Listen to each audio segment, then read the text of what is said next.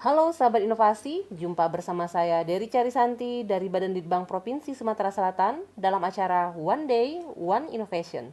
Satu hari, satu inovasi, tiada hari tanpa inovasi. Sahabat inovasi, saat ini inovasi menjadi sebuah keharusan. Dunia terus berubah, maka kita harus adaptif dan inovatif. Untuk menginspirasi, kami hadir dengan para inovator hebat dengan inovasi-inovasinya dalam acara One Day, One Innovation. Baik sahabat inovasi, ikan lais merupakan nama umum yang dikenal oleh masyarakat di Indonesia yang ditujukan untuk kelompok ikan bersungut air tawar. Banyaknya spesies ikan lais membuat sulitnya mengidentifikasi kekerabatan ikan lais. Dengan demikian diperlukan suatu kajian mengetahui kekerabatan genetik atau filogenetik ikan lais. Pada identifikasi spesies dapat terjadi pada kesamaan nama pada dua spesies yang berbeda atau terdapat perbedaan nama pada satu spesies yang memiliki tingkat spesies yang sulit untuk diidentifikasi secara morfologi, serta sangat dipengaruhi oleh objektivitas dari peneliti. Sehingga untuk mengatasi permasalahan tersebut digunakan pendekatan teknik, salah satunya menggunakan DNA barcode. Nah, apa itu DNA barcode? Saat ini telah hadir bersama kita mahasiswa inovatif dari Prodi Budidaya Perairan Jurusan Perikanan Fakultas Pertanian Unsri, Indri SPI. Selamat datang Indri. Iya, apa kabar, sehat? Alhamdulillah, sehat. Alhamdulillah. Iya. Baik Indri, ini mengenai ikan lais ya. Seperti diketahui bahwa ikan lais itu termasuk ikan yang mulai sulit ditemukan dan langka ya. Baik, inovasi ini apa sih yang melatar belakangi munculnya ide inovasi? Untuk melatar belakang itu kan saat ini di Sumsel ini kan banyak jenis ikan itu langka.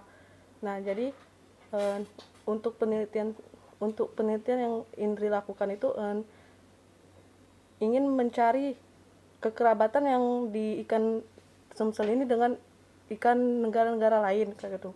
Ikan lais ini nih banyak jenisnya. Oke, Indri, berarti yang melatar belakangi inovasi ini dilatar belakangi karena kelangkaan ikan lais ya Indri ya. Dan terus tidak diketahuinya spesies ikan lais yang ada di Sumatera Selatan ini ya. Iya, itu bagaimana sih prosesnya agar kita bisa mendapatkan DNA barcode gen sitokromnya itu? Untuk prosesnya itu kan pertama kita mengambil sampel. Nah, di sampel ini kan ikan lais itu menyebar di semua Sumsel. Nah, tapi untuk bagian si Indri mengambil ikan lais di bagian daerah Muara Enim, Sungai Lematang, dan Sungai Kelekar, Ogan Ilir, Iya. Indralaya. Jadi di dua sungai itu nanti dilakukan dengan cara ekstraksi. Setelah ekstraksi baru di PCR. Nah, dari hasil PCR yang Indri lakukan itu dikirim melalui Jakarta, dan dari Jakarta dikirim ke Singapura untuk melihat hasilnya. Iya. Jadi sampel yang sudah diekstrak itu nggak bisa dilakukan uji laboratorium di Sumatera Selatan ya? Mungkin apa kendala di alat atau seperti apa? Eh, ya, kendala di alat. Kalau di Fakultas Indri masih minim minim alat yang digunakan untuk melakukan sampai hasilnya barcode-nya yang didapatkan itu. Iya, jadi dikirim ke laboratorium Singapura ya. Singapura. Hasil analisa setelah pengiriman sampel ke laboratorium Singapura didapat spesies apa ya? Uh, uh, belum kita tahu itu spesiesnya dekat dengan siapa. Jadi kita menggunakan yang namanya aplikasi Mega. Mega tuh udah banyak sampai yang terakhir ada Mega 10. Nah, di aplikasi itu kita baru melakukan edit atau nge-cutting apa itu yang kiriman sampel yang ada di Singapura. Jadi udah dapat yang kita lakukan pakai aplikasi itu, kita lakukan dengan cara pohon filogenetik.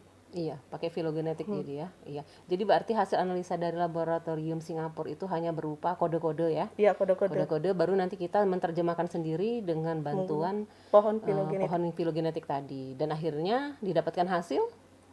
Kalau untuk Sungai Kelekar berkerabatannya dengan Thailand itu 97%-an. Iya. Sedangkan di Muara Enim kerabatnya di eh, Thailand tapi spesiesnya yang berbeda. Oh, beda Itu spesies ya. dan kalau di Muara Enim spesiesnya dia berdekat dengan Belodon tikus. Kalau kelekar dia dekatnya dengan Palacronotus. Palacronotus ya. Tapi cuman kalau di kelekar kan sama Thailand yang spesiesnya Palacronotus tuh 97%. Kalau di Berarti, Muara Enim cenderung hampir sama Iya, ya hampir dengan yang sama. di Thailand berarti ya. iya. Tapi kalau di Muara Enim dia dekatnya dengan spesies Belodon tuh hanya 92%. Iya. Seperti itu jadi ya. Oke. Jadi sampai barcode dan ada dapatnya 3 spesies ya. Iya, 3 3 spesies. spesies ya. Spesies apa aja itu? Kalau di ikan lais itu yang Indri dapetin literaturnya tuh ada 3, Palacronotus, Cryptopterus sama ompok. Oh gitu. Cuma Iya. dapat 3 ya. Bukan 3, maksudnya spesiesnya 3. Spesiesnya 3. Tapi kalau untuk genus mungkin Banyak. banyak ya Iya. karena iya. Penemu-penemu yang lainnya, Penemunya saja nama-namanya ya. lain itu yang di Oke, belakang. baik. Itu luar biasa ya. Cuma mungkin kedepannya diharapkan laboratorium dari budidaya perairan ya, jurusan perikanan Fakultas Pertanian ya, mungkin untuk lebih menyediakan alat yang bisa uji coba sendiri ya, untuk mempermudah juga dalam penelitiannya ya. Oke, baik Indri, di dalam inovasi scan barcode gen sitokrom ini nih, apa ada hambatannya? Untuk hambatannya mungkin pengiriman yang ke Singapura yang kita Indri menunggu pengiriman Singapura itu hasilnya. Lama ya? Ya, bisa 2 mingguan atau 3 Bisa minggu. 2 minggu.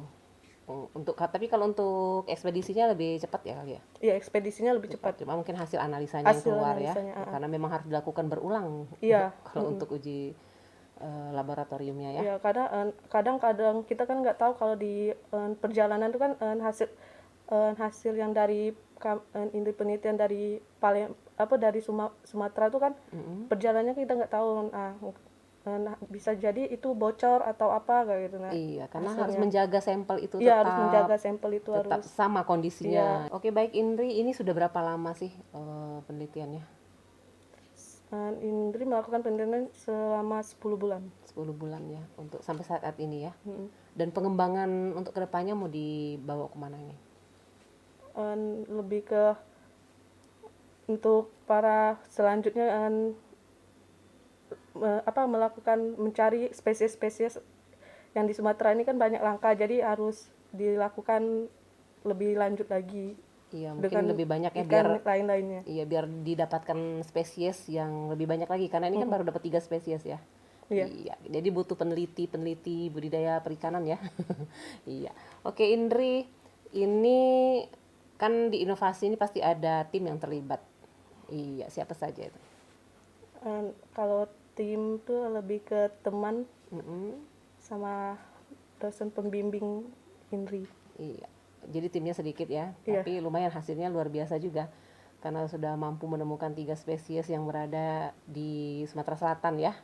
Oke, baik Indri. Satu pertanyaan terakhir nih, mungkin ada yang ingin disampaikan kepada sahabat inovasi di rumah, silakan. Untuk sahabat inovasi, saya terima kasih kepada dosen pembimbing saya yang sudah membimbing saya. Dan untuk para sahabat inovasi, saya harap untuk penelitian ini lebih berlanjut lagi untuk kedepannya, untuk bisa mengenal yang namanya DNA barcode yang ada di Sumatera Selatan, jenis ikan yang langka-langka ini. Dan saya terima kasih kepada Bapak Gubernur dan kepada Bapak Rektor Universitas Wijaya. Iya. Oke, terima kasih banyak ya Indri atas kehadirannya di podcast One Day One Innovation. Tetap terus menginspirasi sahabat inovasi di rumah dan tetap terus berinovasi Indri ya. Karena kita akan tunggu lagi inovasi-inovasi selanjutnya. Oke, baik sahabat inovasi, DNA barcoding mampu mengidentifikasi sebuah spesimen dengan akurasi yang tinggi dan cepat. ditinjau dari sifat fisik ikan, baik morfologi maupun asal-usul keturunan ikan tersebut, serta memiliki peranan penting untuk mengungkap genetik suatu spesies dan juga mengetahui proses pemuliaan pada ikan untuk budidaya. Dan sahabat inovasi, untuk informasi lebih lanjut dapat memberikan komentar pada podcast One Day One Innovation, dan jangan lupa like dan subscribe-nya. Kita juga masih punya jurus 4S. Setiap orang adalah inovator, setiap masalah peluang inovasi, setiap solusi harus sinergi, dan setiap inovasi harus konkret hasilnya. Demikian sahabat inovasi, salam inovasi.